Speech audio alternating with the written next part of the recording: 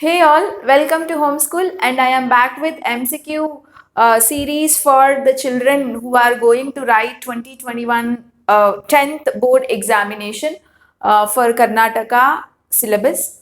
And you know what? We have already completed many chapters. Video links are provided in the description. You can go and check it out if you have not watched them.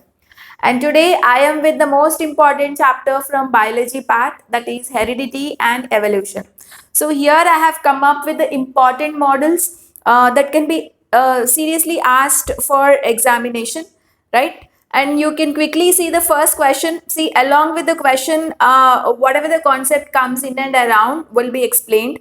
So do watch the videos till the end. First question: in peace, a pure tall plant is crossed with a pure short plant. The ratio of pure tall plants to pure short plants in F1 generation will be. Most important question, actually this is also asked in model paper 2. So let me try to discuss the entire concept of monohybrid cross, right? See, what do you mean by monohybrid cross? It's a cross between one contrasting character, right? If you take up height, you can have a tallness as well as dwarfness. Say when you discuss about one character, that is height, we call that as monohybrid cross. So they said that pure tall plant, that is TT, is crossed with pure dwarf plant. So can you tell me in the F1 generation, what do you get? You will get a genotype capital T, small t. Okay, so here all tall plants, the one which is dominant will get expressed in the progeny generation, isn't it? So this is the genotype of all plants and the phenotype is all tall. Okay, now in the F2 generation, what you will do? You will crossbred this one only. So capital T small t crossing with capital T small t. Okay, so what are the gametes you will get? The gametes are capital T, the other gamete can have small t allele. So here also gametes are capital T, small t. So if you do a checkerboard, capital T, small t, so I think you all are aware of these things. See, if you want explanation, deeper explanation on these things, the entire heredity evolution chapters playlist is there in our description. You can go and watch. So what do you get? Capital T, capital T, capital T, small t, capital T, small t, small t, small t. Okay. So can you tell me what is all ratios I am mentioning here? First one, phenotypic ratio. Phenotype, to look at how do they look, right? Whether they are tall or dwarf. You see how many talls you will have? TT, capital T, small t, tall only, capital T, small t, tall only, and this is dwarf, isn't it? So phenotypic ratio is 3:1. Okay, in F2 generation, I'm talking about different ratios you will observe in F2 generation of monohybrid cross. Clear? So phenotypic ratio is 3:1. And now genotypic ratio. So how many types of genes you would find? You have actually capital T, right? Is two. Capital T is only one, and capital T, small t is two. Small t. So there is one capital T genotype, right? And here, how many capital T, small t's are there? 2:1. So this is your genotypic ratio. Okay, and now see in the question they are asking you the ratio of pure tall plants to pure short plants. So pure tall plants is how many have pure capital T, and how many have pure dwarf, that means small t genotypes. So how many capital T? One only, right? So how many small t? One only. So this is the ratio of pure tall to dwarf. Okay, clear? So three ratios for monohybrid cross, try to remember, that is for F2 generation. In F2 generation, if they ask you phenotypic ratio, it is 3:1. In F2 generation, if they ask you the genotypic ratio, it is 1:2:1. And if they ask you the ratio of pure tall and pure dwarf, it is 1:1. Okay, so what is your option here? Option C is your answer. So for question number 1, option C is your answer, that is 1:1. Okay, and now let me discuss the dihybrid cross also here. So what do you mean by dihybrid cross? It is a cross between two contrasting characters. It's a cross between two contrasting characters. Right? Okay. Say that means if you take round yellow seeds crossed with wrinkled green, round yellow. See here the size of a seed and color of a seed. Two characters you are studying, right? So that's why it is called dihybrid cross. So round yellow crossbred, I mean, if it is crossed with wrinkled green, wrinkled green. Okay, so round is a dominant character. So RR, yellow is also dominant character. YY, crossbred with small r, small y, small y. Both are recessive characters. Okay, say in F1 generation, if you in F1 generation, all your plants are round and yellow. All your plants are round and yellow. You will have this as a genotype, and round yellow is your phenotype. Okay, so genotype is capital R, small r, capital Y, small y. Okay, phenotypic is all are round and yellow. In F2 generation, what actually you will do? You will crossbred these plants, right? RRYY crossing with RRYY. Okay, and can you tell me, you would get a gamete and you will do a checkerboard, and I'm just talking about the phenotypic ratio here. Can you talk about phenotypic ratio that you get in F2 generation of dihybrid cross? It is 9:3:3:1. So try to remember these ratios. Okay, so the phenotypic ratio is 9:3:3:1. So these are the different ratios you have to remember in case of monohybrid cross as well as dihybrid cross. Okay. So now let me go for the second question now. Which is one characteristic of the parents that can be inherited by their children? Say which the characteristics which are inherited by the parents to children is called inherited traits, right? And acquired traits are the characters you will get it during your lifetime by your hard work, like gaining muscle, right? Gaining knowledge. All these are acquired traits, right? And they are asking which among the following is inherited traits. First option, deep scar on chin. If you have any scar on chin, right, it's not a inherited trait. It is definitely acquired. How do you get scar on a chin? It may be by some accident, or it may be by some scratches, or whatever it is, right? Say that has been acquired during your lifetime. It has come, that particular character on a chin has come during your lifetime. It's not from your parents or grandparents, isn't it? So that is not a inherited trait. Coming to second option, snub nose. So what do you mean by snub nose? Snub nose is like short nose. Okay, say shorter nose, longer nose, depends on your parents and grandparents, right? It depends on your future generation. Say if any of your parent has a shorter nose, you may have chances of getting a shorter nose. So it is a heredity, right? So snub nose is an inherited character. So definitely option B is answer for second question. So for second question, the answer is option B. Let's talk about option C, technique of swimming. No, you won't get this character from your parents. You will achieve this character by practicing swimming, right? Okay.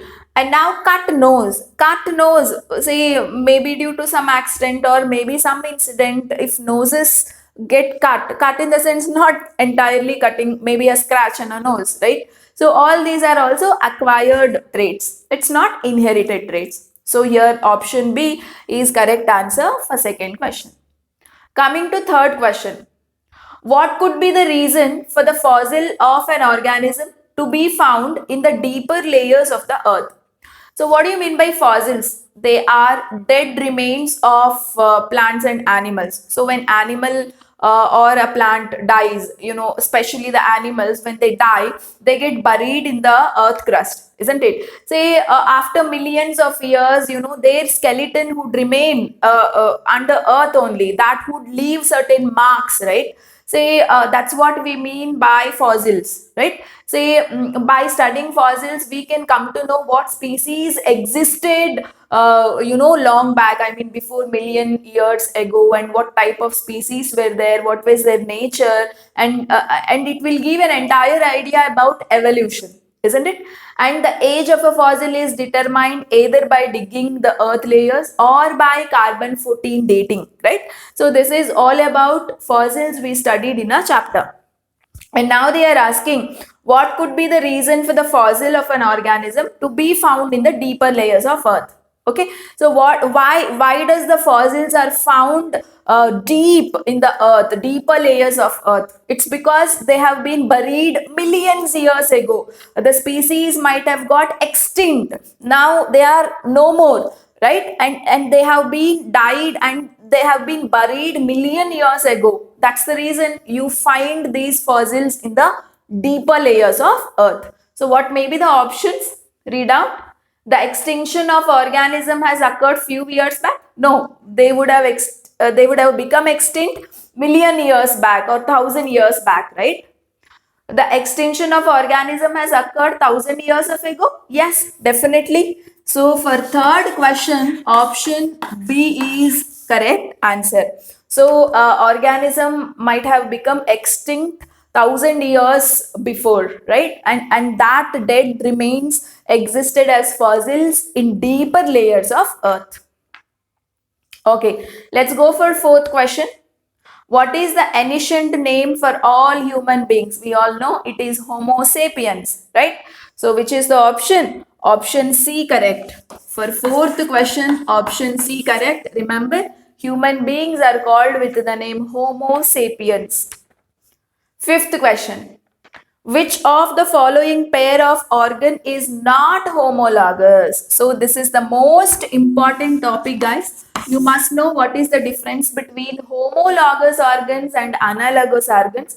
So what do you mean by homologous organs? The organs which have same origin, or I can say same structure, different function. Okay, so try to remember the examples are for limbs of any birds, reptiles, okay, and mammals. For limbs of birds, reptiles, and mammals can be called as homologous organs because they have same structure. They have originated from same basic structure, but the function is different. Okay, and now analogous organs. So what do you mean by analogous organs? It is opposite. Same function is there, same function, but different structure or different origin. Okay, for example, wings. You can talk about wings of butterfly, okay, and the wings of a bat. All these are examples for analogous. Okay, so now they are asking which of the following organ is not homologous. That means it has to be analogous, right? First option, forelimbs in human and lizard. Lizard is a yes, it belongs to a reptile thing, right? So forelimbs in humans and lizard. What I told you, forelimbs of all birds, reptiles, and mammals, all are homologous. Okay, so yes, this is a homolog. Second option, foreling in lizard and frog, homolog. Third option, wings in butterfly and bat. Wings, all wings of the organisms, insects, belong to analogous category. Okay, they have same function but different structure. So option C. For fifth question, option C is correct answer. So you must carefully read the question, guys. Which among them is not homologous? Okay, not homologous, they have asked. Clear? Fine. And coming to the sixth question. This question, I picked it from exercise part. You can't neglect the multiple choice questions which are there in exercise of every chapter. So this is one question from exercise. You all might be knowing the answer for this. A Mendelian experiment consisted of breeding a tall pea plant bearing violet flowers. So here, tall violet flowers are bred with dwarf white flowers, isn't it? So they are bred with dwarf white flowers. And here tall is a dominant character. Flower color violet is dominant, and here dwarf is recessive, and white is also recessive, right? Okay. The progeny all bore violet flowers. So the progeny, all of them were having violet. All of them were having violet. Okay. And almost half of it was short.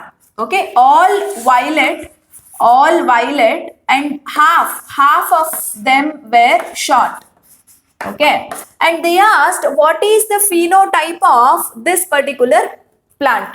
Okay. That's what, no? The progeny all were having violet flowers, but half of it was short. This suggests that the genetic makeup of tall plant can be. So they are asking, the genotype of this particular plant, the tall one they are asking. Okay, say tall means you can't give this as a genotype for tall character because half of them were short, no? Half of them were short, right? So that means you would have this for tallness, and all were having violet. That means this can be alleles for violet character. Okay, so capital W, capital T, small t. This find out in the option where it is. Capital T, small t, capital W, capital W. So definitely option C is correct answer. So you must definitely know the concept of the chapter, otherwise you can't answer such questions. So get perfect with the concepts first. So that's all about your sixth question. Coming to seventh question, much direct one. The preserved traces of living organisms are called fossils, right? So for seventh question, option A is correct answer. Coming to eighth question, human teeth and elephant's tusk are which type of organs? Homologous or analogous? Human teeth and elephant tusk both are originated from same structure. Structure is same but function is different. What is the use of human teeth? It's for eating, biting, right? And what is the use of elephant's tusk? It is to pick up the things, right? It is to carry the things, right? So function is different but structure is similar. So what type of organs are they? Yes, homologous organs. Okay, so human teeth and elephant tusk are homologous in nature, function different, same structure. So where is the option? Yes, C. For eighth question, the answer is option C. Coming to ninth question. Evolution of wild cabbage is an example of artificial selection, right? So from wild cabbage you can modify genetically, and you can get varieties of vegetable varieties like callberry, cauliflower, broccoli. All of them are not naturally existing thing. They were all modified from wild cabbage, right? And this type of modification, this type of evolution, we will call it as artificial selection, isn't it? Say you remember the last paragraphs which were there in the chapter, right? Yes. So for ninth question, what is your option? Option A is correct answer. Coming to 10th question, the modern day human species has evolved from its earliest ancestors who lived in Africa, right? So for 10th question, for question number 10, option C is answer, that is from Africa. 11th question, listen to this carefully, very, very important. Some dinosaurs had feathers, although they could not fly, but birds have feathers that help them to fly. In the context of evolution, this means that, right, dinosaurs were having feathers. They used those feathers for insulation to protect them from winters, right, from cold, etc. And you know what? Birds also have feathers, but birds use their feathers for flying, right? Say we studied that birds have evolved from these dinosaurs, isn't it? So birds are evolved from reptiles. Dinosaurs were categorized as reptiles, right? Say that's what we understand when we see this kind of evolution in case of feathers, right? So what is the option you will select? Reptiles have evolved from birds? No, actually birds have evolved from reptiles. There is no evolutionary connection between reptiles and birds? No, there is a connection. Third option, feathers are homologous structures in both the organs? Nothing to do with this option, right? D option you see, birds have evolved from reptiles. Yes, we studied the example of Archaeopteryx, which is a reptile, which is a dinosaur, right? And all birds must have evolved from these dinosaurs. That's what we understand when we study the fossils of dinosaurs. Okay, so here for the 11th question, option D is the correct answer, right? Okay, let's go for question number 12. A zygote which has an X chromosome, okay, so zygote, which has formed by the fusion of male gamete and female gamete, okay, zygote has X chromosome, it seems. Okay, inherited from the father. This X chromosome has come from father. Okay, will develop into what? This particular zygote which has got a X chromosome from father will develop into girl or a boy. That's what you have to decide. Okay, so we all know father's genotype is XY and mother's genotype is XX, right? Say a father can produce a gamete having X allele or a gamete having Y allele, but mother can only produce a gamete having X. So when XX combine, you will get female, right? And YX combine, you will get a male. And they said that father has given a gene containing which gamete? X86. So definitely from father X has come. A mother will always give you X. So XX is the genotype you would observe in the child. So definitely the child is female. That is girl child. You would get a girl child, isn't it? So where is the option? So for 12th question, option A is correct answer. That is girl. 13th question. A cross between two individuals results in the ratio of 9:3:3:1 for 4 possible phenotypes of progeny. This is an example of, definitely it's a phenotypic ratio in case of dihybrid cross, isn't it? So no need to worry too much here. For 13th question, the answer is option B, that is dihybrid cross. Coming to 14th question. Those organs which have different basic structure but have similar appearance and perform similar functions are called, that means structure is different, it seems, function is similar, they are called analogous organs, isn't it? So for 14th question, option A is the correct answer. 15th one. A pure dominant pea plant producing round yellow seeds. Pure dominant pea plant producing round yellow seeds. This is the genotype. Okay. It is crossed with pure recessive pea plant producing wrinkled green. RRYY. The number of plants bearing round green in F1 generation. Can you tell me in the F1 generation what is the genotype you will get? You will get RR. Why why? This is the genotype and what is the phenotype? Round yellow. In F1 generation, all plants will have round yellow seeds only. You will never get green wrinkled seeds. What they asked you? How many green wrinkled seeds you will get in F1 generation? They are asking. No.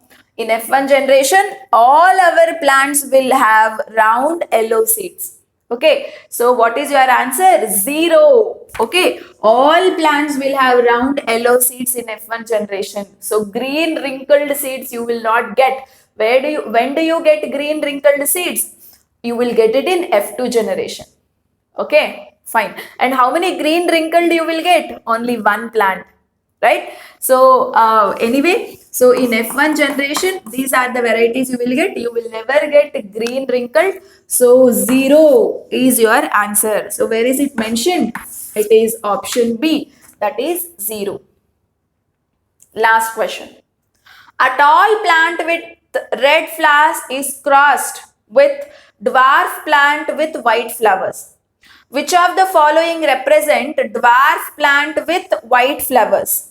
Okay, a tall plant with red flowers. Tall is a dominant character. Red is also dominant character only. So TT red. Okay, let me take it as RR. This is what the genotype of tall red plant.